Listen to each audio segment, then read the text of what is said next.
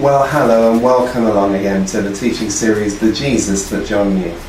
You remember last time, if you were with me, that we left with that question, do you want to be well? And I think it's a fair question. I think it's a very, very good question, because many of us who, frankly, have been so used to the disappointments in life have often learned to settle in for a life less than what we're made for. I've been thinking a lot recently about not this ability to be seeking for the ability to live gracefully, but to have the grace to live fully. Because you know, to live fully takes tremendous risks. It requires incredible amounts of courage, because it means opening ourselves up once again to the prospect of being disappointed, to being hurt, to being let down, to all sorts of things, that when we kind of close our life down and live in this kind of virtual second life, where we don't really engage and where we're so self-protective that we don't really ever run the risk of getting hurt, that, you know, to come out of that kind of a life and live a life that's going to embrace change in others, and is going to risk relationships, and is going to be prepared to relinquish its rights, that's a very, very, very big ask for many people. And so I think this story is a story that's quite loaded, because I think, apart from being obviously a miracle, and a profound miracle that we'll see shortly, it's a story that goes very deep, I think, into our psyche, and very deep into our psyche about how we're going to live with one another. I think also it's important that we see this story the way the man sees the story. In other words, we see the story through his eyes as well as through our own, because it's through his eyes that this story really does make some sense. The way he sees himself and the way others see him. And that really is key to understanding this story.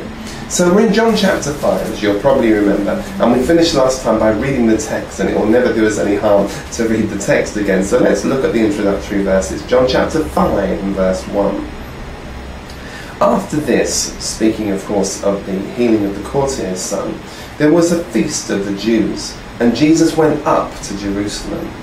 Now there is in Jerusalem by the sheep gate a pool in Aramaic called Bethsaida, which has 5 roofed colonnades. Well, let's just quickly pause for a second, because the scene's being set for us. It's almost now, remembering this notion about theatre, it's almost as though there's a new scenery being set, the stage is being reset for us, and off of the stage goes our courtier with his son who's now been healed, and onto the stage we now see this very interesting scene before us. Here it is.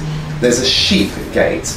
Well, now remember, of course, the moment you see the sheep gate, you're almost duty-bound to think about the shepherd.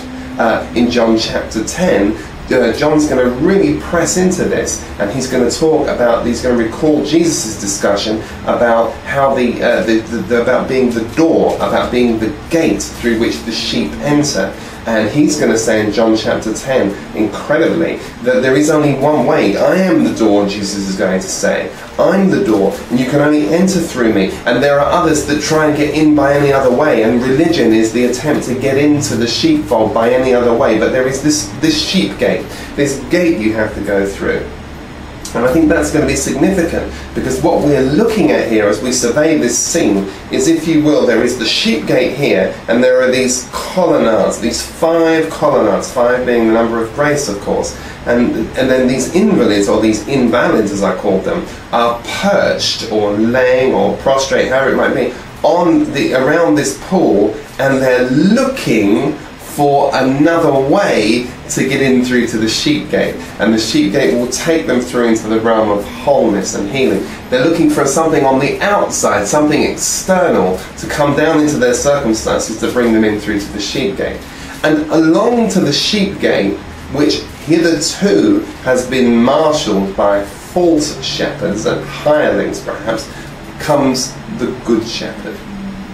And so we need immediately see him cast in that role. He is the good shepherd, and the good shepherd, notice, comes to the sheep gate, where all around in the outside of this gate are what? The speckled sheep. You see, these are the sheep that are the black sheep and the speckled sheep, the discarded sheep, the sheep that nobody cares about. These are the ones that are mutton, not wool. These are the ones that are driven, not led. These are the ones that nobody cares about. They're diseased and diseased, and nobody cares about them. But of course Jesus does. It tells us in scriptures in Matthew's gospel that when Jesus came, he had compassion on them, because they were like sheep. They were harassed, and they were sheep without a shepherd, and they'd been scattered. And Jesus' cry at that moment was, that there would be more for the harvest. Now Zechariah tells us something very interesting. Zechariah tells us in the 11th chapter of Zechariah, in the 7th verse, that when Jesus, who comes to be the shepherd of the sheep doomed to destruction, he has two staffs in his hand, one named Favor, Grace, and the other named Union.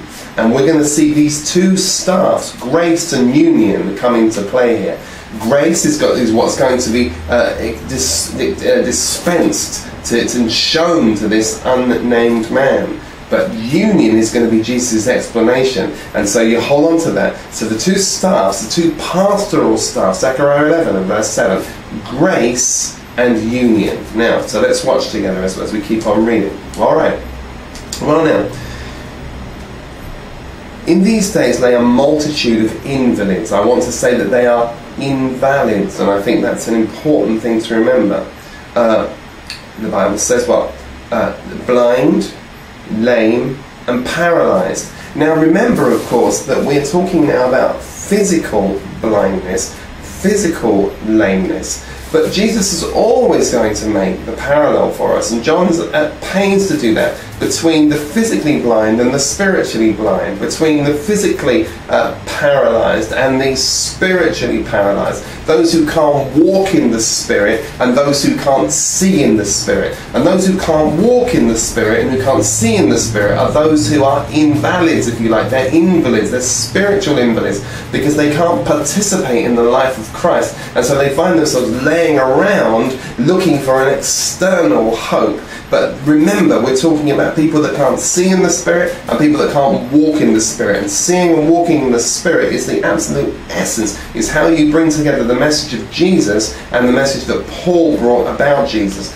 John's talking about seeing in the Spirit, and Paul is always talking about walking in the Spirit, and it's important to see that. And there they are in their lameness, in their invalidity, for which there are some benefits, I may add. Now, it's interesting to note that I told you last time there was this legend that said that this angel of the Lord would come and hover over the pool once a year and would trouble the waters. Now, interestingly, the Jews dismiss this as utter legend, utter nonsense. And it's very interesting, though, that on the one hand you'd have the Jewish people dismissing this as a legend of utter nonsense, that the angel doesn't come on the outside and trouble the waters of the pool and enable the first person in the pool to get healed, but believe something that seems to me equally, and perhaps if not more improbable, that you can make yourself righteous, whole and clean by self-effort and self-works. But anyway, here we have this story. This anonymous invalid, 38 years of his life has been sat there. Now it's worth remembering that when the angel of the Lord does come over the pool and hover, the people that he is competing against to get in the pool are paralytics, lame, and blind people. It's not like he's having to compete against, full and able-bodied people. He's competing against like-minded people. And what it's wanting to say to you is this is chronic. This inability to seize an opportunity is absolutely chronic. You might have thought that after 38 years this guy might have figured this thing out. But no. Every time he just sits moribund amongst this sea of invalids. And it's into this sea of invalids that Jesus comes. Now let's watch and see what happens. Verse 5. One man who was there, who had been there an invalid for 38 years. Now I'm thinking to myself that this man became an invalid. I'm not thinking this man was born invalid. I think this man became invalid. And incidentally, there are any number of things that we do in life that seem to invalidate us. Some of the choices that we've made have invalidated us. Some of the choices that we've made in life have paralyzed us. Some of the choices that we've made in life have blinded us. And some of the things that we did in order to gain acceptance in one world seem now to prohibit us and preclude us from acceptance in the world, the spiritual, certainly in this context, the religious world in which these people wanted to participate. But let's keep that in our minds, shall we? So for 38 years this man had been like that. When Jesus saw him lying there and knew that he'd already been there a long time, he said to him, "Do you want to be healed?" Now this question is very, very significant. Let me just bring it to you in as many translations as I can call to mind. Wilt thou be made whole? It's a profound question. Do you want to get well? Is there a desire in you to be well? Do you wish to have your strength? Dost thou want to become whole? These are powerful questions, because listen, my friend, when you become well, there's no longer any excuse. And that's the danger that's on offer here. That when you become well, there is no longer any excuse to fail. You have to participate. You can't be an emotional bench warmer. You have to take part in the game called life. And some people simply don't want to do that, because wholeness is radical. When you come into wholeness and wellness, it changes everything. You see, there are some advantages in being sick.